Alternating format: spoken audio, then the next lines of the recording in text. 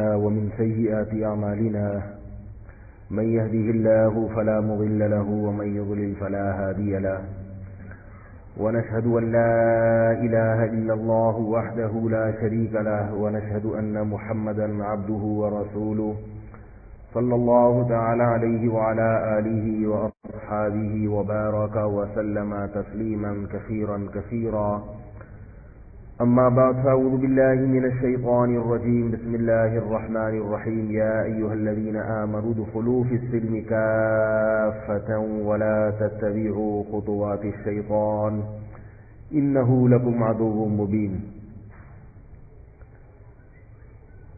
وقال النبي صلى الله عليه وسلم الكيس من دان نفسه وعمل لما بعد الموت. زندگی کی گھڑیاں بہت تیزی سے گزر رہی ہیں اور ہر آنے والا دن ہمیں قبر کے قریب کر رہا ہے، مجھے بھی اور آپ کو بھی. ایک دن آنے والا ہے کہ آپ لوگ کہیں گے کہ مولوی صاحب ہوتے تھے الفلاحیہ مسجد میں ممبر پہ بیان کیا کرتے تھے، ابھی تو ہیں بیان کیا کرتے ہیں، ایک دن کیا ہو جائے گا تھے. اور میرے ہیں سے تھے ہونے تک آپ میں سے بہت سے ہیں سے تھے ہو چکے ہوں گے. میرے مرنے تک پتہ نہیں کتنے آپ میں سے زندہ رہتے ہیں، کتنے مر چکے ہوتے ہیں. اور جو میرے مرنے سے پہلے آپ لوگوں میں سے زندہ رہ گئے، جو پھر میرے بارے میں یہ کہیں گے کہ وہ ہوا کرتے تھے، تو جو زندہ رہیں گے وہ بھی ہمیشہ نہیں رہیں گے، کچھ دنوں میں وہ بھی ہیں سے کیا بن جائیں گے؟ بولو بھائی. ابھی تو بول رہے ہیں جب تھے ہوں گے تو پھر بولنے کا بھی موقع نہیں ہوگا. ابھی زندگی ہے، ہیں تھے بول رہے ہیں. جو دنیا سے جا چکے وہ تو بیچارے اس قابل بھی نہیں ہے کہ یہ تبصرہ کر سکیں، بیان میں سر ہلا سکیں، یا ہاں یا نہ یا تھے یا ہیں بول سکیں. کیا خیال ہے بھائی؟ یہ ایک ایسی حقیقت ہے موت جس کا کوئی انکار نہیں کر سکتا، اس میں اختلاف نہیں ہے. نہ دیوبندی بریلیوں کا کوئی اختلاف ہے، اس میں حیرت کی بات ہے. نہ اہل حدیث اور غیر مقلد اور مقلد کا کوئی اختلاف نہیں ہے. ایگزامینیشن ہال ہے جس میں لا کے ہم سب کو اللہ نے بٹھا دیا، پرچہ تھما دیا اور بتایا کہ کچھ سوالات ضروری ہیں، کچھ آپشنل ہیں، اور پرچہ ہر ایک کو مختلف دیا گیا ہے، ہر ایک کی استعداد کے لحاظ سے، صلاحیت کے لحاظ سے. علماء کے پاس جو پرچہ ہے وہ الگ ہے، عوام کے پاس جو پیپر ہے امتحان کا وہ الگ ہے. اب جب ایگزامینیشن ہال میں آپ کو پرچہ تھما دیا جائے تو آپ اپنے حساب سے پرچہ لوگے یہ دوسرے والا پرچہ اپنے پاس لا کے رکھو گے؟ ظاہر ہے ٹائم کم ہے، مقابلہ سخت ہے، تو اپنے سوالات کو فوکس کرو گے، دائیں بائیں جھانکنے کی کوشش نہیں کرو گے. اب مسئلہ یہ ہو گیا ہے کہ ایگزامینیشن ہال میں جو جس کی فیلڈ نہیں ہے وہ اس میں ٹانگ اڑا رہا ہے اور اپنے ضروری سوالات سے غافل ہو رہا ہے. آپ دیکھیں گے ہمارے دور میں مسائل کے معاملے میں ہر آدمی فنٹر بنا ہوا ہے. کسی سے بحث کروا لو، رفع الیدین کی، رفع الیدین نہ کرنے کی، آمین زور سے آہستہ، ہر آدمی فنٹر بنا ہوا ہے. لیکن اس سے جو قیامت کے دن جو ضروری سوالات ہوں گے ان سوالات کی طرف اس کی توجہ نہیں ہے. اس سے سوال یہ ہوگا کہ رات کی تنہائیوں میں کیا کیا کرتے تھے، لوگوں کے سامنے تو اللہ سے ڈرتے تھے، کیا تنہائی میں بھی اللہ سے ڈرتے تھے یا نہیں ڈرتے تھے؟ اپنے والدین کی خدمت کر کے جنت حاصل کرنے کی کوشش کی یا نہیں کی؟ رسول اللہ صلی اللہ علیہ وسلم نے ارشاد فرمایا کہ جس نے بوڑھے والدین کو پایا اور ان کی خدمت کر کے جنت اپنے اوپر لازم نہ کی، اس پر اللہ کی لعنت ہے.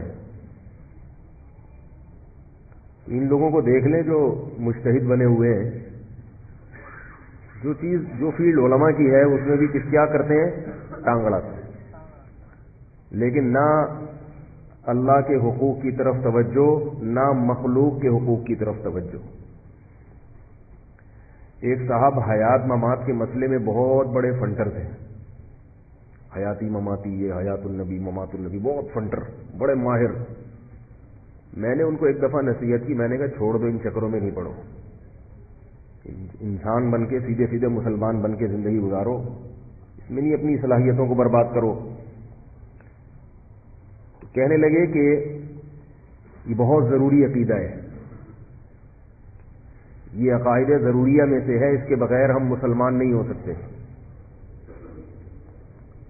تو اللہ تعالیٰ بعض دفعہ ایسی دلیل ذہن میں ڈالتے ہیں، میں قرآن و حدیث سے دلیل لیتا نا، سمجھ میں نہیں آتی ان کے. ہر آدمی میں قرآن حدیث میں مسائل کا جو چیپٹر ہے نا، وہ سمجھنے کی صلاحیت ہر آدمی میں نہیں ہوتی. یہ بات پبلک کی سمجھ میں نہیں آ رہی ہے. پبلک سمجھتی ہے کہ ہم بھی قرآن و حدیث میں جو مسائل کا چیپٹر ہے وہ سمجھ سکتے ہیں. قرآن و حدیث میں یہ واقعہ میں بھول نہ جاؤں، یہ جو گٹی پکڑ کے رکھے ذرا اس کی، تاکہ جہاں سے بات چل رہی ہے نا وہیں سے، کیونکہ میں جیسے ہی ہماری گاڑی کراچی اسٹیشن سے نکلتی ہے نا، درمیان میں بہت سارے ٹریک آنا شروع ہو جاتے ہیں. اور جیسے پاکستان کی ٹرین ہر ٹریک پہ، ہر اسٹیشن پہ رکتی ہے نا، تو ہماری بھی ایسے ہی کچھ یہاں عادت ہو گئی ہے. عوام جو ہے نا اپنے آپ کو قرآن و حدیث کے معاملے میں، مسائل کے معاملے میں جاہل ماننے کے لیے تیار نہیں ہے. بس ایک آیت یاد کی ہوئی ہے، وَلَقَدْ يَسَّرْنَا الْقُرْآنَ لِلذِّكْرِ فَهَلْ مِن مُدَّكِرٍ، ہم نے قرآن کو نصیحت کے لیے آسان کر دیا، کوئی ہے سمجھنے والا؟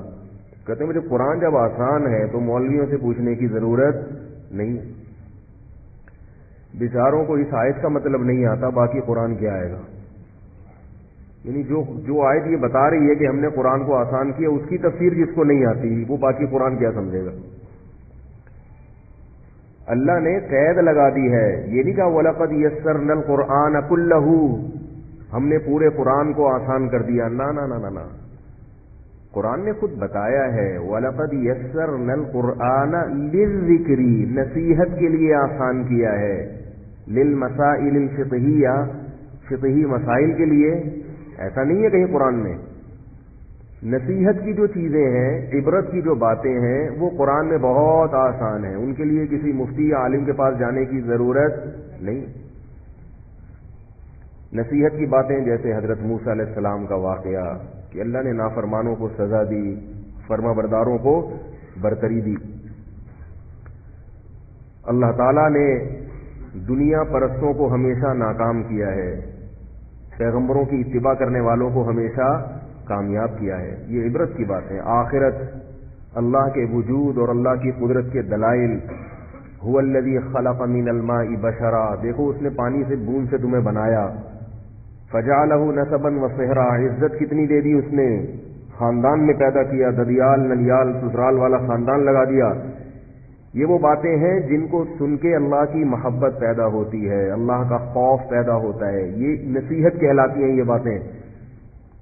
دیکھو باپ جب اپنے بیٹے کو سمجھاتا ہے تو کبھی تو وہ سمجھانا نصیحت کی باتیں ہوتی ہیں، کبھی کوئی چیپٹر پڑھا رہا ہوتا ہے اس کو.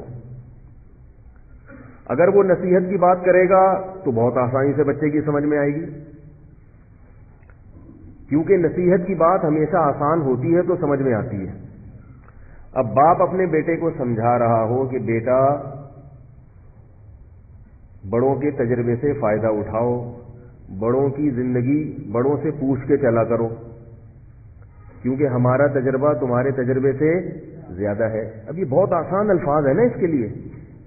ایسی نصیحت باپ بیٹے کو کر رہا ہے کہ بیٹا وہ ڈکشنری کھول کے بیٹھا ہوا ہے کہ ابا نے جو یہ لفظ کہا تھا اس کا مطلب کیا ہے، اور یہ جو سینٹنس استعمال کیا اس میں سبجیکٹ کیا ہے، آبجیکٹ کیا ہے، ورب کیا ہے، ایکٹیو وائس کیا ہے، پیسو وائس کیا ہے. تو وہ نصیحت کا فائدہ ہوگا. نصیحت انتہائی آسان الفاظ میں ہوتی ہے. لیکن یہی باپ جب بیٹے کو، یہ وکیل ہے مثال کے طور پر ابا، یہ بیٹے کو لا اور قانون پڑھا رہا ہو، پھر یقیناً ڈکشنری کی کتابیں کھول کے، یہ ابا کہیں پروفیسر بھی ہیں، یونیورسٹی میں لیکچرار بھی ہیں، تو وہی لیکچر جو یونیورسٹی میں دیا ہے وہ اپنے بچے کو بھی دے رہے ہیں، اور اس میں لا سمجھا رہے ہیں، لا پڑھا رہے ہیں، اس کو قانون سمجھا رہے ہیں کہ دفعہ 144 کیا ہوتی ہے، دفعہ 145 کیا ہوتی ہے، آرٹیکل فلاں کا مطلب کیا ہے. تو اس میں وہ آسان نہیں ہوگا، اس کا ایک متن ہوگا، پھر اس کی تشریح ہوگی، پھر اس کی تشریح میں مختلف آراء بھی ہوں گی، رائے بھی ہوگی. بھئی یہ جو لا ہے، سپریم کورٹ نے اس لا کے تحت جو فیصلہ کیا تھا، اس فیصلے کی روشنی میں اس لا کا یہ مطلب ہے، اس قانون کا یہ مطلب ہے. 73 کے آئین کی جو فلاں شق ہے، اس شق کا مطلب کیا ہے؟ تو سپریم کورٹ نے جو فیصلہ کیا ہے اس کے مطابق اس کا یہ مطلب ہے. ممکن ہے اس پر کوئی اعتراض ہو کہ نہیں، پہلے سپریم کورٹ کا فیصلہ یہ نہیں تھا، وہ تھا. جہاں مسائل کی بات ہوگی، قانون کی بات ہوگی، لا کی بات ہوگی، اس کو ڈیفائن کرنا پڑے گا، اور ڈیفائن کرنے والے بھی اس کے اہل ہوں گے. ہر نتھو پتو کا کام نہیں ہوگا. یہ میرا موضوع نہیں ہے، میں اصل بات کی طرف ابھی آ رہا ہوں. ابھی تو گاڑی نکلی ہے، ٹھیک ہے، ابھی تو اسٹیشن ہم نے چھوڑا ہے. تو قرآن ہی میں اللہ کا ارشاد ہے. یہ یاد رکھو، جتنے لوگ آج کل جو علماء سے آپ کو دور کرتے ہیں، بزرگوں سے آپ کو دور کر رہے ہیں، لیبل قرآن و حدیث کا لگا رہے ہیں، یہ قرآن و حدیث نہیں جانتے. یہ اگر صحیح طرح سے قرآن و حدیث پڑھ لیتے تو یہ اس قسم کی باتیں نہ کرتے. قرآن ہی میں اللہ کا ارشاد ہے، وَأَنزَلْنَا إِلَيْكَ الذِّكْرَ لِتُبَيِّنَ لِلنَّاسِ مَا نُزِّلَ إِلَيْهِمْ. ہم نے اس نصیحت کو آپ پر نازل کیا تاکہ آپ لوگوں کے سامنے اس کو کھول کھول کے بیان کریں. اگر یہ خود واضح ہوتا تو نبی بیان کیوں کرتے؟ اس پر ایک اشکال ہوگا کہ یہاں بھی تو ذکر کا لفظ ہے، وَأَنزَلْنَا إِلَيْكَ الذِّكْرَ. یہاں ذکر کے بارے میں قرآن کہہ رہا ہے کہ نبی بیان کریں گے، اور وہاں قرآن کہہ رہا ہے ذکر کے لیے ہم نے قرآن کو آسان کر دیا. تو یاد رکھو، یہاں یہ جو دوسری آیت میں نے پڑھی ہے، یہاں ذکر سے مراد قرآن ہے، کیونکہ قرآن کا ایک نام ذکر بھی ہے. وہاں ذکر سے مراد قرآن نہیں ہے، کیونکہ قرآن کے نام کا الگ اللہ نے تذکرہ کیا ہے. تو پتہ چلا کہ اگلا لفظ ذکر، اس سے قرآن کا ایک مخصوص موضوع مراد ہے، پورا قرآن مراد نہیں ہے. اب یہاں سے آپ لوگ کی جو سگنل ہے نا، انہوں نے کیچ کرنا ختم کر دیا. اگر پھر بھی اتنی سی بات کی سمجھ میں نہیں آتی تو پھر سوچ لو کہ جب ہمیں اتنی موٹی بات سمجھ میں نہیں آ رہی تو پورا قرآن، پوری حدیث مسائل کے باب میں کہاں سے سمجھ میں آئی؟ تو یہ بھی بہت بڑی جہالت ہے کہ ہر آدمی قرآن و حدیث سے مسائل سمجھ سکتا ہے. یہ غلط ہے. بہت بڑے تابعی امام لیث رحمہ اللہ فرماتے ہیں، الحدیث مضلۃ الا لأہلھا. حدیث سراسر گمراہی ہے سوائے ان لوگوں کے لیے جو اس کے سمجھنے کے اہل ہیں. فرمایا لولا اعان اللہ بمالک، اگر اللہ ہمیں امام مالک کے، وہ تابعی نہیں تھے، سوری امام لیث تبع تابعی نہیں، بھلو خیر القرون میں آتے ہیں، بہت بڑے فقیہ مجتہد تھے، محدث تھے. فرماتے ہیں لولا اعاننا اللہ بمالک، اگر اللہ امام مالک کے ذریعے ہماری مدد نہ کرتا حدیث سمجھنے میں، ہم گمراہ ہو جاتے، تباہ ہو جاتے. تو یہ بات خود قرآن سے ثابت ہے کہ قرآن میں مسائل کا باب ہر ایک کی سمجھ میں نہیں آئے گا. اس کی ایک مثال دے کے میں اصل بات کی طرف آتا ہوں. وہ آپ نے پکڑی، میں تو بھول گیا وہ کیا تھا، کتنی پکڑ کے رکھی ہوئی ہے نا آپ نے، جو واقعہ بتا رہا تھا. قرآن مجید میں آیت نازل ہوئی، کلوا واشربوا حتى يتبين لكم الخيط الابيض من الخيط الاسود. رمضان میں تم کھا سکتے ہو، کب تک؟ جب تک صبح سفید دھاگا سیاہ دھاگے سے ممتاز اور جدا نہ ہو جائے. صبح سفید دھاگا سیاہ دھاگے سے ممتاز اور جدا نہ ہو جائے. صحابی نے کیا کیا، رمضان میں رات کو اپنے تکیے پر ایک کالا دھاگا اور ایک سفید دھاگا رکھ کے سو گئے. اٹھ کے صبح دیکھ رہے ہیں کہ سفید، اتنی روشنی ہو جائے کہ سفید دھاگا کالے دھاگے سے ممتاز ہو جائے. نبی کے پاس آ کے پوچھا، آپ صلی اللہ علیہ وسلم نے فرمایا اس کا یہ مطلب نہیں ہے، یہاں دھاگے سے یہ والے دھاگے مراد نہیں ہیں. صبح صادق کی جو سفید پٹی ہے جو کالی روشنی سے ممتاز ہو جائے، کیونکہ وہ بھی مستطیل پھیلتی ہے، وہ بھی دھاگے کی طرح ایسے لمبی پھیلتی ہے وہ روشنی، وہ مراد ہے دھاگے سے. صحابی کو قرآن سمجھنے میں غلطی ہوئی کہ نہیں ہوئی؟ حالانکہ وہ عربی جانتے تھے. آج کل جتنے انجینئر پروفیسر بیٹھے ہوئے ہیں نا، ان لوگوں کو عربی بھی نہیں آتی، ترجمے دیکھ دیکھ کے باتیں کرتے ہیں. ایک صاحب مجھے کہنے لگے کہ یہ جو امام ابو حنیفہ نے حدیث کی مخالفت کی ہے کہ 3 رکعت وتر پڑھتے ہیں، حدیث میں تو 1 رکعت وتر کا ذکر ہے. میں نے کہا کون سی حدیث ہے جس میں 1 رکعت وتر کا ذکر ہے؟ انہوں نے کہا حدیث میں آتا ہے کہ یوتر بواحدۃ، کان نبی صلی اللہ علیہ وسلم یوتر بواحدۃ، 1 رکعت وتر پڑھا کرتے تھے. تو میں نے کہا یہ حدیث کا ترجمہ کون سی حدیث میں ہے؟ یہ جو آپ اس کا ترجمہ کر رہے ہو، یہ کون سی حدیث میں یہ والا ترجمہ؟ تو انہوں نے کہا ترجمہ تو حدیث میں نہیں ہوگا نا، ترجمہ تو اردو میں ہوگا، تو اردو تو تھی نہیں. تو میں نے کہا جس آدمی نے اس حدیث کا ترجمہ کیا ہے، آپ کو یہ پتا ہے کہ یہ ترجمہ اس کا بنتا ہے کہ نہیں بنتا؟ اس معاملے میں بھی تو آپ تقلید کر رہے ہو، جو انہوں نے لکھ دیا آپ نے مان لیا. یو تیرو کا یہ مطلب لینا، ہمیشہ یہ مطلب لینا کہ 1 رکعت وتر پڑھتے تھے، یہ مطلب لغت میں جو یو تیرو کا اصل مطلب ہے او ترا یو تیرو ایتارن، جفت کو طاق بنا دینا.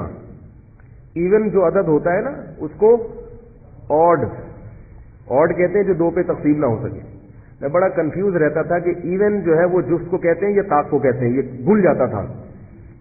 تو میں نے پھر ایک ایسے جو الفاظ ہوتے ہیں نا جو مشابہ ہوتے ہیں، ان کے لیے کچھ علامات رکھ لیا کریں. تو ایون میں 4 عدد ہیں، 4 حروف ہیں، ای وی ای این، اور آڈ میں کتنے ہیں؟ 3. اس کا مطلب یہ آڈ جو ہے نا وہ اعداد ہوں گے جو 2 پہ تقسیم نہیں ہوتے، اور ایون وہ ہوں گے جو 2 پہ تقسیم ہو جاتے ہیں. یہ بڑی ٹیکنیکل باتیں، اس طرح لفظ یاد رہتے ہیں. قرآن مجید میں 2 الفاظ استعمال ہوئے ہیں، سندس اور استبرق. سندس کہتے ہیں باریک ریشم کو، استبرق کہتے ہیں موٹے ریشم کو. ابھی ہم طلب علمی کے دور میں یاد کر کے تھک جاتے تھے، پھر بھول جاتے تھے کہ موٹا ریشم ان میں کون سا ہے اور باریک کون سا ہے. تو ہمارے استاد نے کہا استبرق آف، یہ جو آ رہا ہے نا موٹا موٹا لفظ آ رہا ہے نا، کیا خیال ہے؟ استبرق، رق بولو گے قاف آ رہا ہے، قاف موٹا تازہ ہوتا ہے، قاف ویسے بھی گول ہوتا ہے. جو گول کے لوگ ہیں وہ دیکھنے میں قاف لگ رہے ہوتے ہیں. تو سندس میں ایسا نہیں ہے، سندس باریکی آ رہی. تو اس کے بعد ہمیشہ سے یاد ہو گیا کہ بھئی استبرق موٹا ریشم اور سندس باریک ریشم. اسی طرح ایک لفظ ہے رمل اور ایک لفظ ہے عربی میں رمل. جب ہم عمرے پہ جاتے ہیں یا حج پہ جاتے ہیں تو پہلے 3 چکر میں سینہ اکڑا کے، مرد کے لیے سینہ اکڑا کے چلنا سنت ہے. اور کسی حدیث میں عورت کو سینہ اکڑا کے چلنے سے منع نہیں کیا گیا، مگر پوری امت کا اجماع ہے کہ عورت رمل نہیں کرے گی. اس سے پتہ چلتا ہے کہ ہر مسئلہ حدیث میں بیان نہیں ہوتا. کسی حدیث میں عورت کو مردوں کی طرح رکوع کرنے سے منع نہیں کیا گیا. اس کے باوجود چاروں ائمہ کا اتفاق ہے کہ عورت مردوں کی طرح رکوع نہیں کرے گی، سمٹ کے کرے گی، کیونکہ وہ عورت ہے. وہ اکڑ کے نماز نہیں پڑھے گی، وہ سجدے میں اپنے سرین کو نہیں اٹھائے گی. وہ عورت کا عورت ہونا ظاہر کرے گی کہ میں عورت ہوں، مرد نہیں ہوں. تو جن چیزوں کا تعلق پردے سے اور حیا سے ہے اس میں عورت تمام باتوں میں مرد سے خود بخود جدا ہے. سمجھ میں آ رہی ہے بات؟ کبھی عورت زور سے لبیک نہیں کہے گی، حالانکہ کسی حدیث میں زور سے لبیک کہنے سے عورت کو منع نہیں کیا گیا. یہ جو لوگ کہتے ہیں نا کہ صلو کما رأیتمونی اصلی، نبی نے فرمایا جیسے میں نماز پڑھتا ہوں ایسے پڑھو، تو نبی نے یہ بھی تو فرمایا حج جیسے میں نے کیا ویسے کرو، خذوا عنی مناسککم، جیسے میں نے حج کیا ایسے کرو. تو نبی نے تو صفا مروہ میں دوڑ لگائی ہے. تو ہم یہ حدیث عورتوں کو کیوں نہیں سناتے کہ نبی نے دوڑ لگائی ہے اور نبی نے فرمایا؟ حدیث کا مفہوم تو یہی ہوا نا کہ جیسے میں نے حج کیا ویسے ہی کرو. تو نبی نے تو دوڑ لگا کے کیا، تم آہستہ کیوں کر رہی ہو؟ تم بھی دوڑو. ظاہر ہے یہی کہا جائے گا کہ جن چیزوں کا حیا سے تعلق ہے اسلام اس میں عورت کو عورت دیکھنا چاہتا ہے، اس میں عورت کا عورت پنا جھلکنا چاہیے. یہ بھی میرا موضوع نہیں ہے، اس پر کہنے کے لیے اور بہت کچھ ہے، کیونکہ میں پھر وہ لوگوں کے سوالات شروع ہو جاتے ہیں کہ بھئی یہ والی بھی تو ہے، یہ بھی تو ہے، یہ بھی تو ہے. تو ابھی اس کو فی الحال ہم یہ درمیان میں آ رہے ہیں، گولے گنڈے والے بھی آ رہے ہیں، گرمنڈے. وہ تو جب ٹرین چلتی ہے تو آپ کو پتا ہے اسٹیشن پہ پھر ہر آدمی ٹرین پہ تو چڑھتا ہے نا. تو اب تو وہ ٹرینوں میں آوازیں ہی نہیں آتی، گرمنڈے پہلے زمانے میں کھڑکیاں کھلی ہوتی تھی ٹرین کی, دھول مٹی آ رہی ہوتی تھی, اور اب تو ٹرینیں بھی بڑی لگژری سی ہو گئی ہیں. وہ مزہ ہی ٹرین کا ختم ہو گیا, بیٹھو آرام سے لاہور پہنچ گیا, مزہ ہی نہیں آیا. پہلے ہم چھکا چھک کرتے ہوئے جاتے تھے, لیٹرین میں پہنچنا ایک بہت بڑا مجاہدہ ہوتا تھا. واش روم کے باہر غریبوں کی ایک پوری لائن ہوتی تھی جو بغیر ٹکٹ سفر کر کے وہاں سو رہے ہوتے تھے. ان غریبوں کو پھلانگتے ہوئے جانا, ان سے ریکویسٹ کرنا, پھر وہاں جانا اور پانی بھی مل جانا, اتنی سکون ملتا تھا, لوگ ریلیکس ہو جاتے تھے. یار اللہ کی اتنی نعمتیں, کیونکہ ٹینشن کے بعد جو سکون ملتا ہے تو اس سکون کی اس سکون میں جو لذت اور مزہ ہے وہ بغیر ٹینشن والے سکون میں نہیں ہے. تو خیر میں یہ کر رہا تھا, کیا بات تھی جو ابھی میں یہاں سے میں جو موضوع ذہن میں لے کے بیٹھو نا تو پھر وہ اسی پہ کنٹینیو رہتا ہے آدمی. لیکن یہ بھی علمی باتیں ہیں, یہ الگ موضوع کے تحت پھر آتی ہیں. ہاں میں یہ کر رہا تھا کہ دیکھو صحابی رسول نے آیت کا مطلب غلط سمجھا, اس پر قرآن مجید کی آیت نازل ہوئی, ایک لفظ نازل ہوا من الفجر, فرمایا کلوا واشربوا حتی یتبین لکم الخیط الابیض من الخیط الاسود من الفجر کا لفظ نازل ہوا تاکہ دوبارہ کسی کو کنفیوژن نہ ہو. من الفجر یعنی فرمایا کہ اس سے مراد کیا ہے, فجر کی روشنی ہے, دھاگے مراد نہیں ہے. یہاں ایک سوال پیدا ہوتا ہے کہ قرآن یہ کنفیوژن پہلے ہی دور کر دیتا تاکہ یہ نوبت ہی نہ آتی. ایک لفظ صحابی کے نہ سمجھنے کی وجہ سے بعد میں نازل کیا جا رہا ہے, تو اللہ تو عالم الغیب ہے, اللہ پہلے ہی کنفیوژن دور کر دیتے, من الفجر نازل کر دیتے. کیا خیال ہے بھائی؟ تو بھائی اللہ اگر پہلے کر دیتے نا نازل, تو یہ فلسفہ پھر سمجھ میں ہمارے لیے آپ کو سمجھانا بہت مشکل ہوتا کہ اللہ کے بیان کے بغیر یا نبی کے بیان کے بغیر قرآن سمجھ میں نہیں آتا. یہ بات پھر سمجھ میں نہیں آتی. سمجھ میں آ رہی؟ اب آ گئی سمجھ میں, اب بھی نہیں آئی؟ شکر ہے. تو اور وراثت کے مسئلے جتنے بھی ہیں آپ قرآن سے براہ راست نکال کے دکھا دو. حالانکہ وراثت کو تو قرآن نے بڑی ڈیٹیل سے بیان کیا ہے, لیکن پھر بھی بڑی مشکل ہے. قرآن مجید میں ہے کہ فَإِنْ كَانَتَا فَوْقَ اثْنَتَيْنِ فَلَهُنَّ ثُلُثَا مَا تَرَكَ, باپ مر جائے, بیٹا کوئی نہ ہو اور 2 سے اوپر بیٹیاں ہوں تو ان کو 2/3 وراثت ملے گی. 2 سے اوپر ہو تو کیا ملے گی؟ 1/3, 2/3, 66.66%. وَإِنْ كَانَتْ وَاحِدَةً فَلَهَا النِّصْفُ, اگر ایک بیٹی ہو تو اس کو آدھی ملے گی. 2 کو کتنی ملے گی؟ قرآن نے کیا کہا؟ 2 سے اوپر ہو تو 66.6%, 1 ہو تو 50%. 2 کا تو تذکرہ ہی نہیں ہے, لیکن 2 کو بھی کتنی ملیں گی؟ 66%. 1 سے اوپر جتنی ہوں گی 66.66% لے لیں گی وہ, اور 1 اگر ہوگی تو سب فتویٰ یہی دیتے ہیں. لیکن یہ مسئلہ قرآن سے اس طرح سے, جب تک آپ مفسرین کی تفسیر نہیں پڑھو, اس کا مفہوم کیا ہے, حدیث کا مطلب کیا ہے, آپ نہیں پڑھو, صرف لفظی الفاظ سے آپ مسئلہ مستنبط نہیں کر سکتے. سمجھ میں آ رہی ہے بات کہ نہیں آ رہی ہے؟ اب کوئی پروفیسر مستقبل میں پیدا ہو سکتا ہے, وہ یہ دعویٰ کر سکتا ہے کہ 2 بیٹیوں کو 66% نہیں ملے گا, کیونکہ قرآن میں آ رہا ہے کہ 2 سے اوپر ہوں گی تو ملے گا. اس کا مطلب 2 سے کم ہوگی تو نہیں ملے گا. پھر یہی مطلب نکلتا ہے نا. کل کوئی نیا پروفیسر یہ بھی پھینک سکتا ہے مارکیٹ میں آ کے. اس لیے ایک اصول یاد رکھو, کبھی بھی اجماع امت سے اعتراض مت کرو. اجماع امت سے جو ہے نا کبھی بھی آپ نے ہٹنا نہیں ہے. خیر, وہ جو گچی پکڑی تھی, میں یہ عرض کر رہا تھا کہ ایگزامینیشن ہال میں آپ بیٹھے ہوئے ہیں, ضروری پیپر جو عوام کے لیے ضروری ہیں ان کی طرف توجہ نہیں ہے. رفع الیدین کے جھگڑے اسی طرح آپ کو رٹے ہوئے ہیں. جس چیز کا قبر میں سوال ہوگا اس کے کو فوکس نہیں کیا جا رہا, اس کو فوکس نہیں کیا جا رہا. تو میں واقعہ بتا رہا تھا, ایک صاحب کو میں سمجھا رہا تھا یار یہ حیات ممات کے جھگڑوں میں مت پڑو, تو وہ کہہ رہے نہیں یہ ضروری ہے. تو میں نے ان سے کہا کہ اچھا آپ کی بیوی حیاتی ہے یا مماتی ہے؟ اس نے کہا اس بیچاری کو کیا پتا یار یہ کیا ہوتا ہے, یہ تو مولویوں کے آپس کے جھگڑے ہیں, اس بیچاری کو کیا پتا. تو میں نے کہا جب اس بیچاری کو نہیں پتا اور پھر بھی آپ کے خیال میں وہ جنت میں جا سکتی ہے، تو آپ بھی اگر بیچارے بن جاؤ تھوڑے دنوں کے لیے. بیچارے لوگ جنت میں پہلے جائیں گے، جو فنٹر ہے نا وہ پھنسے ہوئے ہوں گے. حقیقت بتا رہا ہوں، جو سیدھے سادے بیچارے ہوں گے جو کہیں گے ہمیں کچھ نہیں آتا. تبلیغ والوں کی ایک سب سے بڑی خوبی کیا ہے؟ وہ اپنے آپ کو کبھی بھی عالم مفتی نہیں مانتے، بلکہ ان کے تو علماء کو بھی ہم نے دیکھا ہے کہ آپ اگر مسئلہ پوچھنے جائیں نا کسی تبلیغ میں کسی عالم کے پاس، تو وہ اپنے سے سینئر کی طرف کہتے بھائی ان سے پوچھو، مجھ سے نہیں پوچھو، میں کچھ نہیں ان کے مقابلے میں، ان سے پوچھو، ان سے. یہ ہم نے دیکھا ہے اور میں نے اپنے بزرگوں میں بھی دیکھا ہے. یہ ہمارے ہاں جامعۃ الرشید میں یا پہلے دارالافتاء والارشاد میں جب کوئی عامی شخص مسئلہ پوچھنے کے لیے آتا تھا تو اگر کوئی بڑے بیٹھے ہوئے ہیں تو جو چھوٹے عالم سے اگر پوچھ رہا ہے نا تو وہ غصے ہوتے تھے کہ جب یہ بیٹھے ہوئے ہیں تو مجھ سے کیوں پوچھ رہے ہو. ادب تمیز معاشرے میں ختم. اور اب کیا، اب جو چل رہا ہے نا معاشرے میں وہ کیا چل رہا ہے؟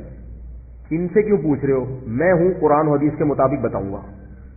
میں بتاؤں گا کس کے مطابق؟ قرآن جی. باقی سارے پکوڑے بیچ رہے ہیں، میں بتاؤں گا. بلکہ سب سے پہلے تو ہم 9 وارث شخص کو بتاتے کہ جو قرآن حدیث کے مطابق بتائے اس کو بتاؤ، اس سے پوچھو. لیول بہت اچھا ہے، مگر اس سے آپ بدگمان کر رہے ہیں کہ میں ہی صرف قرآن حدیث کے مطابق بتاؤں گا، باقی کیا کر رہے ہیں؟ پکوڑے بیچ رہے ہیں. وہ بے وقوف ہیں. تو فرقواریت اس سے پھیلتی ہے کہ آپ اپنے آپ کو دنیا کا سب سے بڑا فنٹر سمجھنا شروع کر دیں، اور پھر ایسے جاہلوں کا علماء جواب نہیں دیتے تو یہ اور چوڑے ہو جاتے ہیں. علماء اس لیے جواب نہیں دیتے کہ علماء ہمیشہ اپنے لیول کے آدمی سے بحث کرتے ہیں. دیکھو ایک بڑی دلچسپ بات آپ کو میں بتاؤں جس سے آپ کی سمجھ میں یہ بات آئے گی اچھی طرح. قرآن مجید میں اللہ تعالیٰ کا ارشاد ہے وَلَوْ تَقَوَّلَ عَلَيْنَا بَعْضَ الْأَقَاوِيلِ لَأَخَذْنَا مِنْهُ بِالْيَمِينِ ثُمَّ لَقَطَعْنَا مِنْهُ الْوَتِينَ. فرمایا کہ اگر محمد صلی اللہ علیہ وسلم جھوٹے نبی ہوتے، بلکہ جھوٹا نبی ہونا تو دور کی بات، کوئی ایک بات بھی ہماری طرف غلط منسوب کر دیتے، کوئی ایک مسئلہ بھی جو ہمارا قول نہیں ہوتا، ہماری رائے، ہمارا حکم نہ ہوتا، لیکن اپنی طرف سے گڑ لیتے، پورا نبوت کا جھوٹا دعویٰ تو دور کی بات، ایک قول بھی اگر گڑ لیتے لَأَخَذْنَا مِنْهُ بِالْيَمِينِ، ہم ان کو دائیں ہاتھ سے پکڑتے، ثُمَّ لَقَطَعْنَا مِنْهُ الْوَتِينَ، اور ان کی شہرک کاٹ ڈالتے، پنپنے نہیں دیتے ہم ان کو. تو مرزائی جو ہے نا، جو غلام احمد قادیانی کے مریدین ہیں، جو اس کے جھوٹی نبوت پہ ایمان لانے والے، وہ اس آیت کو پیش کرتے ہیں مرزا غلام احمد کی نبوت کے حق میں. توجہ ہے آپ حضرات کی؟ وہ کہتے ہیں کہ دیکھو اگر کوئی بھی شخص اللہ کی طرف جھوٹ باندھے تو قرآن میں اللہ کہہ رہا ہے اس کا دائیں ہاتھ پکڑ کے میں اس کی شہرت کاٹ دوں گا. یہ کنایا ہے کہ میں اس کو پنپنے نہیں دوں گا، اس کو میں ذلیل کر دوں گا، اس کو میں قتل کر دوں گا، اس کو میں، یعنی کچھ بھی سزا ایسی عبرتناک مل جائے گی اس کو کہ لوگوں کے سامنے اس کا جھوٹا ہونا واضح ہو جائے گا. کہتے ہیں مرزا کو تو نہیں ملی، مرزا نے تو اگر ہم یعنی جھوٹا نبی تھا تو ایک جھوٹ نہیں، پھر تو اس کی ہر بات اللہ پہ جھوٹ ہوگی نا. تو اتنے کروڑوں جھوٹ اس نے بولے، پھر بھی جناب دیکھو اس کے خلفاء لندن میں کیسی حکومتیں چل رہی ہیں ان کی، اور 100 سال ہو گئے قادیانی دنیا میں پھیلتے چلے جا رہے ہیں. سوال سمجھ میں آئے گا تو جواب انشاءاللہ سمجھ میں آئے گا. اس کا جواب کیا ہے؟ اس کا جواب یہ ہے کہ یہ ہر شخص کے بارے میں نہیں ہے. یہ جو قرآن نے دھمکی دی ہے اس شخصیت کے بارے میں ایک دھمکی دی ہے کہ جس کا کردار اتنا اچھا رہا ہو کہ لوگ اس کی بات پر یقین کرتے ہوں. وہ اگر کہے کہ احد پہاڑ کے، وہ اگر کہے کہ اس پہاڑ کے پیچھے سے لشکر آ رہا ہے حملہ کرنے کے لیے، تو لوگ آمنا و صدقنا کہیں، جس کا کردار ایسا ہو. ایسا شخص جب اللہ پہ جھوٹ باندھے گا تو اس جھوٹ کے سچا ہونے کا لوگوں کو گمان ہوگا، یہ شخص جھوٹ نہیں بول سکتا. تو ایسے شخص کو جو اللہ کی طرف غلط نسبت کرے جس سے لوگوں کو کنفیوز ہونے کا خطرہ ہو، اللہ ایسے شخص کو پنپنے نہیں دیں گے، کیونکہ پھر اللہ پر الزام ہے. کوئی بھی بھنگی چمار اٹھ کے اگر اللہ پہ جھوٹا بہتان باندھ دے تو اللہ اس کو دنیا میں سزا نہیں دیتے، کیونکہ تو بھنگی چمار تم اس پر ایمان کیوں لے کر آ رہے ہو؟ اس کی حیثیت تو دیکھو پہلے.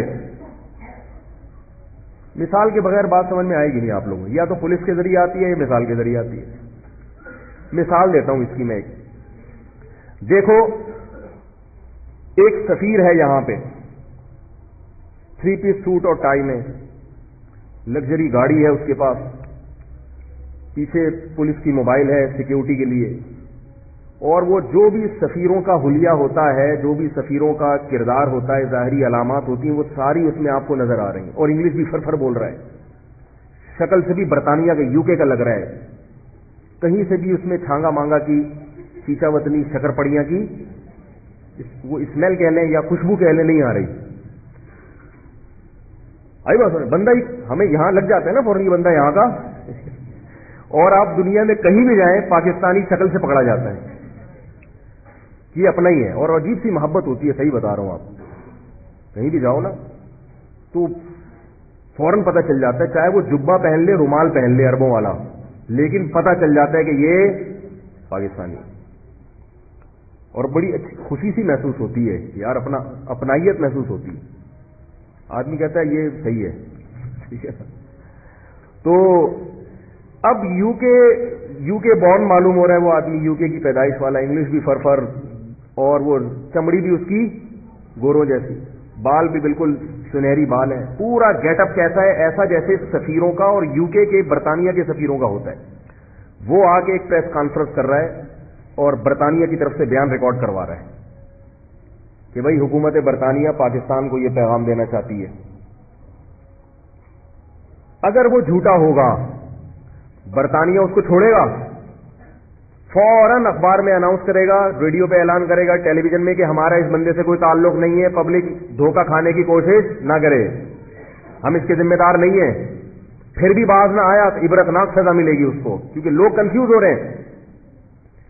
اور ایک وہ آدمی ہے جھاڑو ہاتھ میں، دھوتی بنیان میں گھوم رہا ہے، محلے کے گٹر صاف کر رہا ہے، صحیح ہے نا، اس گٹر سے گھستا ہے، دوسرے گٹر سے نکلتا ہے صفائی کر کے، خود کبھی نہیں نہایا، یہ کہتا ہے، بیان جاری کرتا ہے اسی حلیے میں کہ میں برطانیہ کا سفیر ہوں، مجھے UK نے بھیجا ہے اور میں پاکستان کے سفیر سے ملاقات کرنا چاہتا ہوں، یہ پیغام دے کے۔ جتنا بڑا بھی جلسہ کر لے، برطانیہ اس کی مذمت میں یا اس کی تردید میں اعلان کرے گا، بولے گا یہ کون ہے؟ برطانیہ کہے گا کہ میں نے اگر اس کی نفی بھی کی نا تو میری وجہ سے یہ مشہور ہو جائے گا، ابھی تو بالکل بھی عزت نہیں ہے لیکن تھوڑی عزت اور، تو اس پر جو ایمان لانے والے ہیں، جس کو میرا سفیر سمجھنے والے، وہ مکھنچو ہیں، وہ اتنے گرے ہوئے لوگ ہیں، ان کی مینٹل اپروچ اتنی کم ہے کہ مجھے وضاحتی بیان جاری کرنے کی ضرورت نہیں، جس نے گمراہ ہونا ہے ہو جائے۔ تو یاد رکھو، نبی کا بھی ایک گیٹ اپ ہوتا ہے، وہ ظاہری حلیہ نہیں ہوتا۔ اللہ کسی ہر شخص کو نبوت نہیں پکڑا دیتے، انبیاء کی زندگی نبوت سے پہلے بھی بے داغ ہوتی ہے اور نبوت کے بعد بھی بے داغ ہوتی ہے، ہر شخص کو نبوت نہیں ملتی، ہر نیک آدمی کو نبوت نہیں ملتی۔ 40 سال کی عمر میں محمد صلی اللہ علیہ وسلم کو نبوت ملی، موسیٰ علیہ السلام کو 40 سال کی عمر میں نبوت ملی، اس سے پہلے کی زندگی وہ لوگوں کے سامنے دلیل ہوتی ہے، گواہ ہوتی ہے وہ زندگی اس بات پر کہ یہ جھوٹ نہیں بول سکتے۔ عیسیٰ ابن مریم کو بچپن میں نبوت ملی، مگر بغیر باپ کے اللہ نے پیدا کیا اور ماں کی گود میں اپنی ماں کی پاک دامنی کی گواہی دلوائی۔ دودھ پیتا بچہ لوگوں کو نماز اور زکوٰۃ کا حکم دے رہا ہے۔ ایسی بے داغ سیرت، ایسا خوبصورت کردار، ایسے خوبصورت کردار کا آدمی اگر اللہ پہ ایک جھوٹ بھی باندھے، ایک جھوٹ بھی باندھے، اللہ فرماتے ہیں ہم اس کو پنپنے نہیں دیں گے، کیونکہ اس کی دعوت پر اس کی دعوت سے لوگ کنفیوز ہو رہے ہیں، لوگ وہ سمجھیں گے کہ اللہ کا کلام ہے، حالانکہ وہ اللہ کا کلام نہیں ہوگا۔ رہا مرزا غلام احمد قادیانی کا معاملہ، تو اس کی سیرت بے داغ بولو بھائی نہیں، کیونکہ ایسا شخص ہی نہیں تھا کہ اس میں کوئی ایسی چیزیں ہوں کہ اس کو دیکھ کر اس پر لوگ ایمان لے کر آئیں۔ اس کی کیا دلیل ہے کہ اس کا کردار خراب تھا؟ سوال پیدا ہوتا ہے۔ بھائی بات یہ ہے کہ مولوی صاحب آپ کو کہاں سے پتہ چل گیا؟ آپ کیا مرزا کے دور میں پیدا ہوئے تھے؟ ہے بھائی؟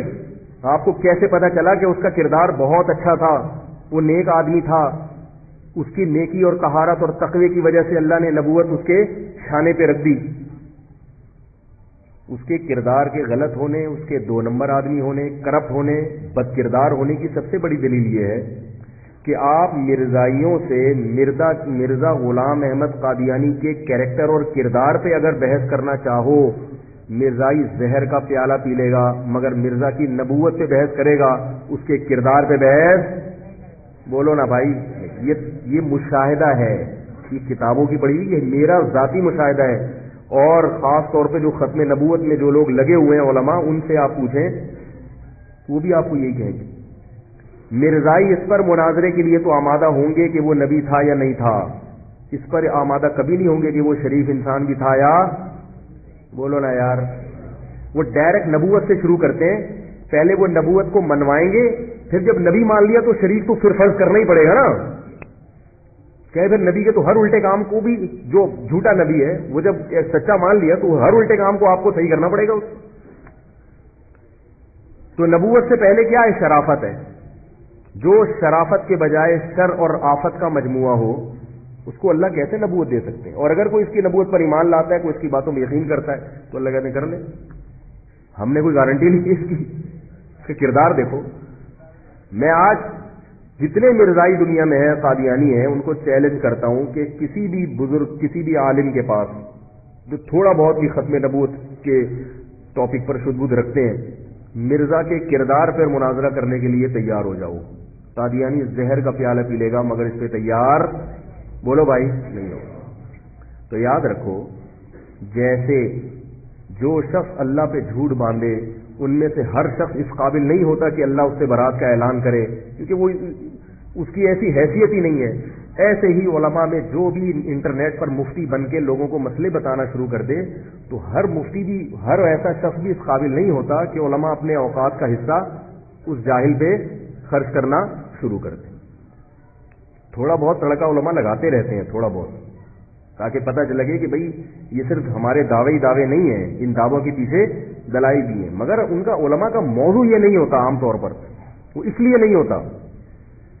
ابھی ہم رو رہے تھے غامدی صاحب کو، ایک نئی فلم آئی ہے شیخ محمد صاحب، ان کو دیکھ کے غامدی صاحب سے محبت ہوتی ہے آدمی کو، حقیقت ہے، وہ بالکل ہی عجیب سی چیز آئی ہے۔ تو ایسی فلمیں آتی رہیں گی اور ساری قرآن و حدیث کے نام پہ آئیں گی، تو آنے دو۔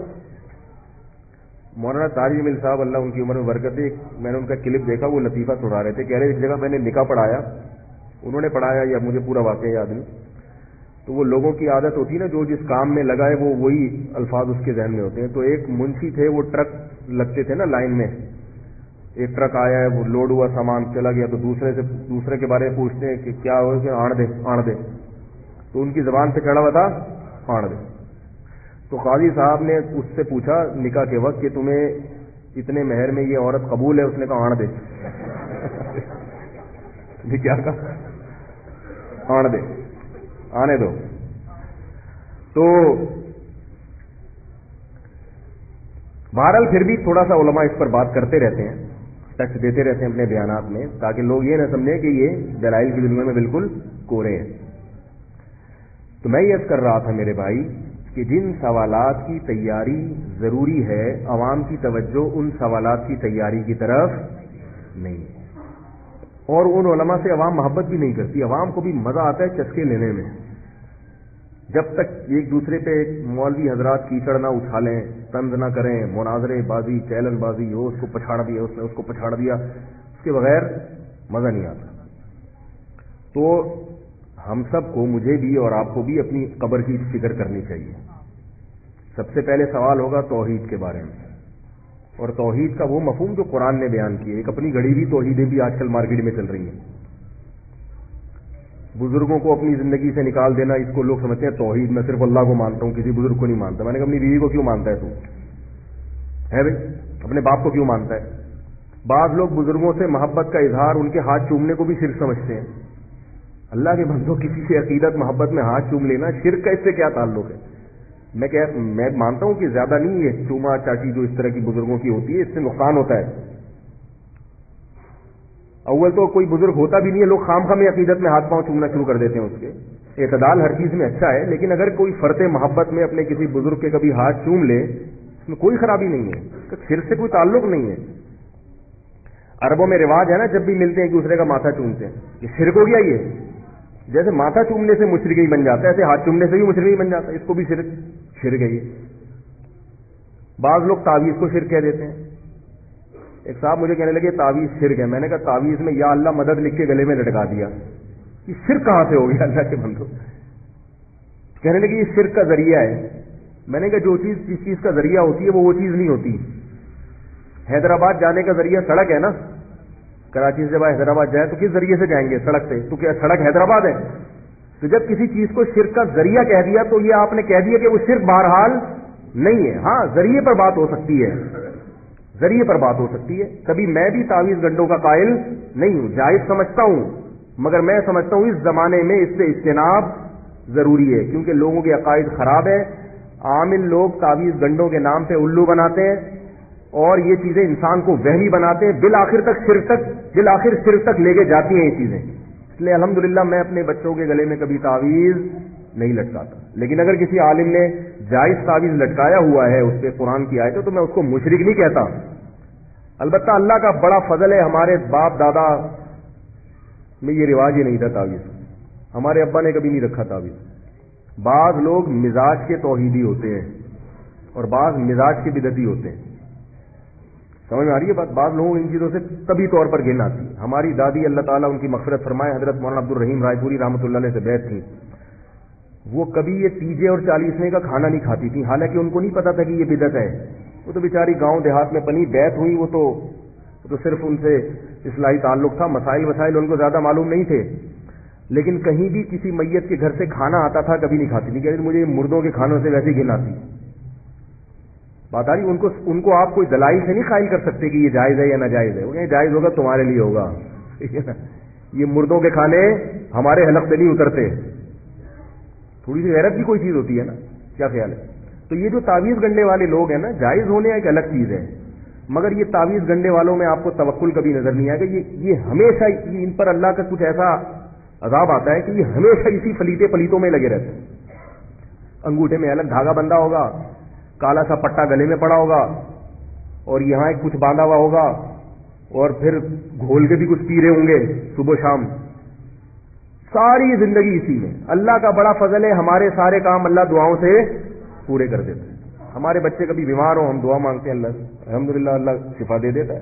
ڈاکٹر سے علاج کراتے ہیں، ایک محلے کے ڈاکٹر ہیں، وہ سارے بچوں کے پورے رول نمبر کے حساب سے انہوں نے یاد کیے کون سا پیس ہے، یہ تیسرے نمبر والا پیس ہے. اللہ نظر سے بچائے. تو جتنا سورہ فلق سورہ ناس پڑھ لیتے ہیں دم کر لیتے ہیں.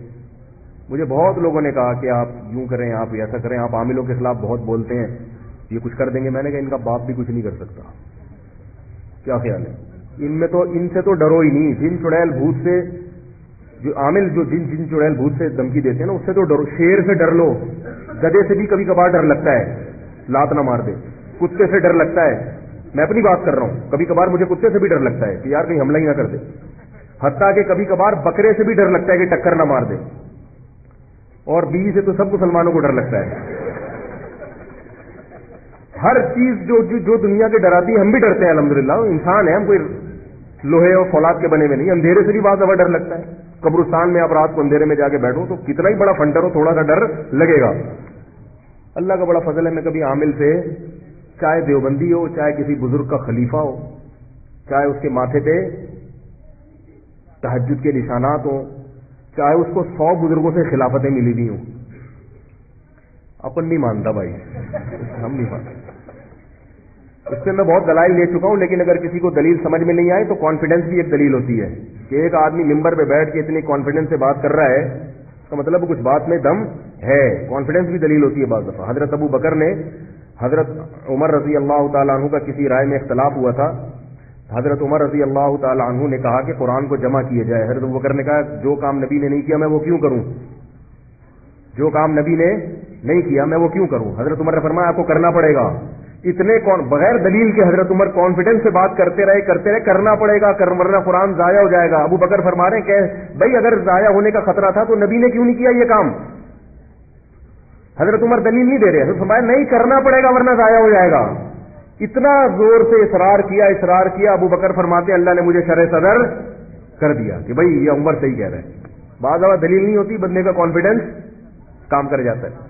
میرے پاس تو دلیل بھی ہے کہ یہ نہ سمجھے، کانفیڈنس کی بڑی ویلیو ہے. آپ کو پتا ہے کہ ایک چوہے نے جو ہے نا ہاتھی کو پرپوز کیا، ہتھنی کو. چوہا ہے اور ہاتھی کی جو ماتا ہے ہتھنی، اس کو پرپوز کیا. تو ہتھنی نے بولا تو اپنی اوقات دیکھ، تو اپنی اوقات دیکھ کمبخت، اپنا خاندان دیکھ، اپنا قد دیکھ، نہ تیرا نیچ خاندان کے گھٹیا آدمی، تجھے شرم نہیں آئی؟ میرے لیے نکاح کا پیغام بھیج رہا ہے، تجھے شرم نہیں آئی؟ تو چوہا کہتے ہیں ان سب چیزوں کو چھوڑ، کانفیڈنس دیکھ میرا. ان سب چیزوں کو، یہ خیر لطیفہ ہے، اس کو لطیفہ ہی سمجھے آپ. کہہ رہے ان سب چیزوں کو چھوڑ، ایک خوبی ہے میرے اندر، وہ کیا ہے؟ کانفیڈنس. تو ہم تو بھائی ایسے اللہ کا شکر ہے کوئی ایسے برے خاندان کے بھی نہیں ہیں، ہمارے پاس تو دلائل بھی ہیں. تو دلائل کے ساتھ جب کانفیڈنس بھی ہو تو بعد میں اور جان پڑ جاتی. تو اس لیے عاملوں سے قطعاً متاثر ہونے کی ضرورت نہیں ہے. اور مجھے یہ نہ بتایا کرے وہ اتنے بڑے بزرگ ہیں ان کے پاس تو حضرت مولانا فلاں دامت برکاتہم جاتے ہیں، مجھے یہ بھی کہتے ہیں حضرت آپ کے استاد فلاں کے پاس جاتے ہیں. میں نہیں مانتا، میں اپنے استاذوں کو مانتا ہوں، مگر وہ جن کے پاس علاج کے لیے جا رہے ہیں خدا کی قسم نہیں مانتا ان کو. اب آپ مجھے اس میں جذباتی سمجھیں یا بیوقوف سمجھیں یا متشدد سمجھیں، جو مرضی سمجھیں، اگر آپ کو عبرت نہیں ہوتی تو جائیں آپ پھر علاج کرائیں. زندگی اگر آپ کی تباہ نہ ہوئی اور تعویذ گنڈوں پلیتوں میں ساری زندگی نہ گزری تو میرا نام بدل دینا آپ. جو ایک دفعہ ان پلیتوں کے پاس چلا گیا نا، روحانی ٹوٹکوں اور فضول لوگوں کے پاس، پوری زندگی کے لیے برباد ہو جاتا ہے. جن چڑیل بھوت کا علاج گھر میں کر لو، آیت الکرسی، سورہ فلق، سورہ ناس پھونک لگا کے، یا کسی مسجد کے امام صاحب کے پاس، بزرگ کے پاس، جو بھی ہے جو یہ کام کرتے نہیں ہیں ان کے پاس لے جاؤ. بولو حضرت آپ نیک آدمی ہیں، آپ کی پھونک میں اللہ نے دم رکھا ہوگا، تو اس سے پھونک لگوا لو، یہ ٹھیک ہے، اتنا میں مانتا ہوں. سمجھ رہے ہو؟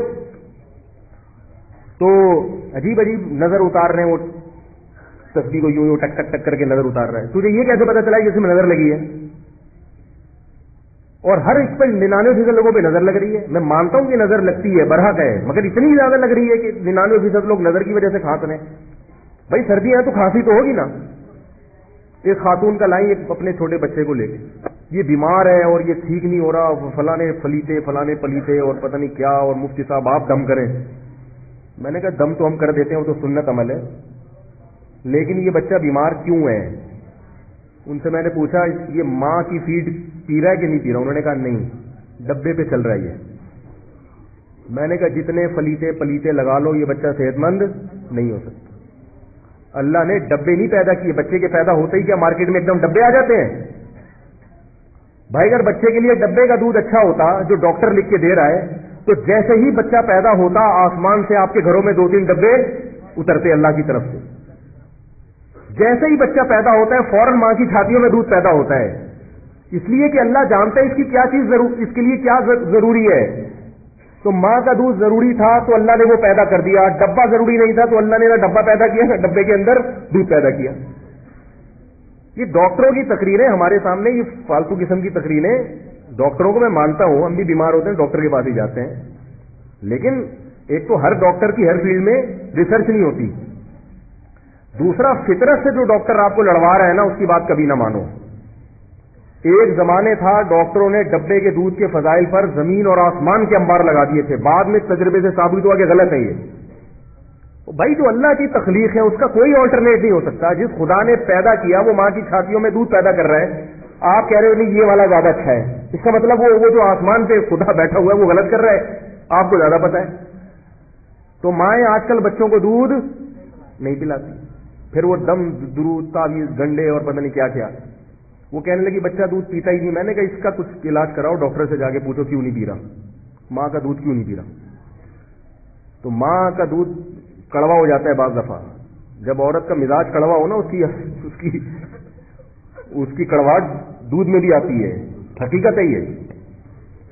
ماں کے دودھ کو اللہ نے عجیب چیز بنایا ہے، ایسا لنک اللہ نے رکھا ہے. دیکھو بچہ روتا ہے، بھوک لگتی ہے تو ماں کی چھاتیوں میں دودھ خود بخود بڑھ جاتا ہے. بچہ جتنا وزنی ہوتا ہے نا، جتنے پاؤنڈ کا ہوگا اسی حساب سے ماں کی چھاتیوں میں دودھ پیدا ہوتا ہے. ڈبے کو یہ پتا ہے کہ کتنا پیدا ہونا ہے، کتنا نہیں ہونا. اور بچے میں جس وٹامن کی کمی ہوتی ہے ماں کے دودھ میں وہ چیز بڑھ جاتی ہے. تو اللہ ہے بھائی، اللہ پہلے اللہ ہے، باقی چیزیں بعد میں. تو جلدی سے بات کو نمٹاؤں میں. کہاں بات چل رہی تھی؟ ہے نہیں، یہ جو یہاں ڈبے پر بات آئی ایگزام سے بعد جو بات آگے چل رہی تھی. ہاں میں یہ کر رہا تھا کہ قبر میں جو سوال ہوگا وہ سب سے پہلے کیا ہوگا؟ توحید کا. اللہ کو مانتے ہو، اور توحید حقیقی توحید، وہ نہیں کہ جو بھی توحید کے نام پہ پھر قواریت پھیلا دے. تو میں یہ کر رہا تھا یہ تعویذ گنڈوں کے چکر میں اللہ کے بندو نہ پڑا کرو. اللہ سے دعائیں مانگو، دعائیں مانگنا سیکھو. جب کوئی پریشانی ہو، مشکل ہو، تو اس کے اسباب بھی دیکھو کہ کیوں پریشانی ہو رہی ہے، اس کے اسباب دور کرو. ہماری اپنی حماقتیں ہیں جن کی ہمیں سزا مل رہی ہوتی. اب آپ بیمار رہ رہے ہیں تو آپ کی جب صبح شام پراٹھے کھاؤ گے تو بیمار تو ہوگے. بیمار نہیں ہو رہے تو سمجھ لو کہ کسی نے کچھ کیا ہوا ہے. کتنے پراٹھے کھا کے بھی بیمار نہیں ہو رہا میں. حقیقت ہے نا. جس قسم کی خوراکیں ہیں، ایکسرسائز بالکل بھی نہیں ہے، پھر کہہ رہے ہیں یار پتہ نہیں گھر میں پریشانیاں ہی چلی آ رہی ہیں. احتیاط بالکل بھی نہیں ہے کسی چیز میں، بالکل بھی محتاط نہیں ہے. احتیاط والا پہلو تو اختیار کرتے ہی نہیں ہے. نکاح میں صرف خوبصورتی دیکھی جاتی ہے عورت کی، اخلاق خاندان دیکھا ہی نہیں جاتا. پھر بھی جب چترول لگاتی ہے بچے بھی باغی ہو جاتے ہیں، کہہ رہے ہیں یار میرا تو سارا گھر کا سیٹ اپ ہی خراب چل رہا ہے. تو ظاہر ہے جب آپ نے جو چیز دیکھی تھی ناک نقش وہ مل گئے آپ کو، اخلاق تو دیکھے ہی نہیں آپ نے. خوبصورتی جو ہے نا یہ تھوڑی دیر کی ہوتی ہے، اور عورت کے اخلاق یہ گھر کو جنت بناتے ہیں. اس لیے نبی نے فرمایا، یہ نہیں نبی نے کہا کہ خوبصورت عورت سے نکاح نہیں کرو، فرمایا نہیں، ترجیح کس کو دو؟ خوش اخلاق اور دیندار کو. اگر وہ خوبصورت بھی ہے تو بہت اچھی بات ہے. خوبصورت نہیں ہے، آپ کے پاس دو آپشن ہے، ایک اخلاق اچھے ہیں اور ایک کی صرف حسن و جمال ہے. تو آپ صلی اللہ علیہ وسلم نے کیا فرمایا؟ کس کو ترجیح دو؟ کیونکہ آگے پوری نسل ہے بھائی، بچے پیدا ہوں گے، کل آپ گھر کے سربراہ بنو گے تو سارے بچوں کو باغی بنا دے گی آپ کا. تو اسباب کامیابی کے اختیار کرنا اور پھر اس کے ساتھ کیا کرنا؟ دعا کرنا. یہ اللہ کو پسند ہے. اور پھر وہ استخارہ کا تو میں کرتا رہتا ہوں حساب، ابھی میں نہیں چھیڑوں گا استخارے کو. تو میں یہ کر رہا تھا کہ جو ضروری سوالات ہیں قبر میں، جن سوالات کا جواب دینا ہے، آج پبلک ان سوالات کی تیاری، وہ جو ہماری ذات سے متعلق سوال ہوں گے. ہم سے یہ سوال نہیں ہوگا کہ یزید کیسا آدمی تھا، فاسق تھا یا اچھا تھا. ہاں ہم سے اہل بیت کی محبت کا سوال ہوگا کہ رسول اللہ صلی اللہ علیہ وسلم کے جو خاندان کے لوگ ہیں ان سے محبت تھی یا نہیں تھی. یہ تو ضروری چیز ہے. جس سے انسان کو محبت ہوتی ہے اس کے اہل و عیال سے بھی محبت. تو حضرت حسین سے ہم کیا کرتے ہیں؟ محبت کرتے ہیں. حضرت حسن سے بھی. باقی یزید ہماری زندگی سے اس کا کوئی تعلق نہیں ہے، اس کے بارے میں خاموش رہو، کیا ضرورت ہے. اسی طرح اور بہت ساری چیزیں جو فالتو والتو لوگوں نے بنا کے پورے اس کے فرقے کھڑے ہو چکے ہیں ان چیزوں پہ. تو پھر سوال ہوگا دوسرا، حقوق اللہ میں. حقوق اللہ میں سب سے پہلے کس چیز کا سوال ہوگا بھائی؟ نماز. یہ نہیں ہوگا کہ اس طرح پڑھی تھی کہ اس طرح پڑھی تھی. اگر نماز میں یہ سوال ہوتا نا قیامت کے دن کہ رفع الیدین کیوں نہیں کیا، تو عبداللہ بن مسعود کی نماز قبول نہیں ہوگی، کیونکہ وہ رفع الیدین نہیں کرتے تھے. اور مصنف ابن ابی شیبہ میں ہے، کان اصحاب علی وابن مسعود لا يرفعون ایدیہم فی الصلاۃ. عبداللہ بن مسعود اور حضرت علی کے شاگرد رفع الیدین نہیں کرتے تھے. یہ تو سارے شاگردوں کی نماز آیا. اور اگر قیامت کے دن یہ سوال ہو گیا کہ رفع الیدین کیوں کیا ہے بھائی، تو پھر عبداللہ بن عمر کی نماز ضائع ہو جائے گی، وہ تو کرتے تھے. انس بن مالک کی نماز بولو نا بھائی ضائع ہو جائے گی. عبداللہ بن عباس کی نماز. اس سے کیا پتہ چلتا ہے کہ اگر یہ ضروری سوال ہوتا تو صحابہ اس مسئلے میں اختلاف بولتے کیوں نہیں یار؟ لازمی اختلاف کرتے، اور بڑی پھڈے بازیاں ہوتی ہیں صحابہ میں کہ نہیں پہلے اس مسئلے کو حل کرو، رفع الیدین کرنا ہے کہ نہیں کرنا، اس کے بعد امت آگے چلے گی. جہاد بعد میں ہوگا، پہلے یہ حل کرو. انہوں نے کہا یہ بھی ٹھیک ہے، جیسا اختلاف چل رہا ہے چلنے دو، آگے چلو، چھوڑو اس کو یہیں پہ. نماز کے بارے میں سوال ہوگا کہ پڑھی کے جو اجماع سے نماز ثابت ہے جتنی ہے، اس سے تو سب متفق ہے نا. اللہ کا بڑا فضل ہے کہ امت میں اتنے اختلافات کے باوجود بنیادی چیزوں میں سب الحمدللہ اہل حق لوگوں کی بات کر رہا ہوں، وہ بنیادی چیزوں میں الحمدللہ سب متفق ہیں اہل حق علماء۔ نمازیں کتنی ہیں؟ 5 ہیں۔ تو حقوق العباد میں سب سے پہلے کس کا سوال ہوگا؟ نماز کا، جماعت سے نماز۔ اور حقوق العباد میں سب سے پہلے، بولو بھائی، نہیں پتہ ہی کوئی نہیں، والدین کے بارے میں، کیونکہ حقوق العباد کی ابتدا کہاں سے ہوتی ہے؟ والدین۔ ان کے ساتھ کیسا سلوک؟ پورے محلے کو خوش رکھا ہوا ہے، ابا اماں کیا ہیں؟ ناراض ہیں۔ اور یاد رکھو جہاں باپ اور ماں کی بات آتی ہے تو دادا دادی اور نانا نانی اس میں اس مفہوم میں خود بخود داخل ہوتے ہیں، خود بخود داخل ہوتے ہیں۔ پھر حقوق العباد کی مختلف نوعیتیں ہیں۔ نوعیتیں کیا مطلب؟ خوش اخلاقی بھی حقوق العباد میں آتی ہے، خرچ کرنا بھی حقوق العباد میں آتا ہے۔ آپ اگر خوش اخلاقی سے بات نہیں کر رہے، بد اخلاق ہیں، تو آپ صلی اللہ علیہ وسلم نے فرمایا بدخلق آدمی، حدیث کا مفہوم ہے اللہ سے بھی دور ہوتا ہے اور لوگوں سے بھی دور ہوتا ہے، وہ کما قال صلی اللہ علیہ وسلم۔ اور آپ صلی اللہ علیہ وسلم نے فرمایا جس کے اخلاق سب سے اچھے ہوئے قیامت کے دن سب سے میرے قریب وہ ہوگا۔ بات جو بھی کرتا ہے ایسا کرتا ہے جیسے ہمارے معاشرے میں دیکھ لیں ڈنڈا کھینچے ہوئے۔ کل مجھے کسی مولوی صاحب کا کلپ بھیجا، وہ پتہ نہیں علماء پہ بڑا طنز کر رہے تھے کہ یہ علماء ایسے، مولوی ایسے۔ میں نے کہا ان کو پہلے بات کرنے کی سلیقہ اور تمیز کہیں سے سکھاؤ، پھر مجھ سے تو سدھر ہی جاتا ہے، 1 منٹ سن کے بند کر دیتا ہوں، کان پھٹنے ہو نا گدھوں کی طرح چیخ رہے۔ یہ اخلاق ہے۔ تو اور پھر طنز بھی ہو، اس میں کیچڑ بھی عزتیں بھی اچھالی جا رہی ہوں۔ کہتے ہیں نا کہ ایک مشہور ہے کہ بھائی شکل اچھی نہ ہو تو کم از کم بات تو اچھی کر لے آدمی، تو بات بھی گندی اور اسٹائل بھی گندا، اور لوگ واہ واہ واہ واہ سبحان اللہ واہ واہ، یہ قرآن حدیث۔ ہر فرقے میں ہوتے ہیں، میرا مقصد کسی خاص فرقے کی نہیں، ہر فرقے میں ایسے لوگ ہوتے ہیں، ہر مسلک میں ایسے لوگ ہوتے ہیں۔ تو خوش اخلاقی، آپ صلی اللہ علیہ وسلم نے فرمایا یہ جو بد اخلاقی ہے نا غصے سے شروع ہوتی ہے۔ ہر آدمی ہر وقت ناک پہ مکھی بٹھا کے گھوم رہا ہے، سب سے پہلے میرے کام ہو، سب سے پہلے پیٹرول میں جو ٹینکی میں جو ہے نا پیٹرول میری گاڑی میں سب سے پہلے ڈالا جائے۔ میں تو دیکھ رہا ہوتا ہوں پیٹرول پمپ پہ، کبھی بھی بائک لے کے کھڑا ہوں تو ذرا سے جگہ ملے دوسرا آگے گھس جاتا ہے بھائی فوراً آگے گھس جائے گا وہ۔ لیکن سارے ایسے نہیں ہوتے، الحمدللہ اچھے لوگ بھی ہیں، وہ کہتے ہیں نہیں جی پہلے آپ، تو ایسے بھی ہیں۔ لیکن تو انسان کے کردار کو پہچاننا 2 منٹ کا کام ہوتا ہے۔ آپ پیٹرول پمپ کی لائن میں، بل کی لائن میں کھڑے ہو کر 2 منٹ میں پتہ چل جاتا ہے کہ کون کتنے پانی میں ہے، بہت زیادہ مشکل کام نہیں ہے یہ۔ تو خوش اخلاقی ہے۔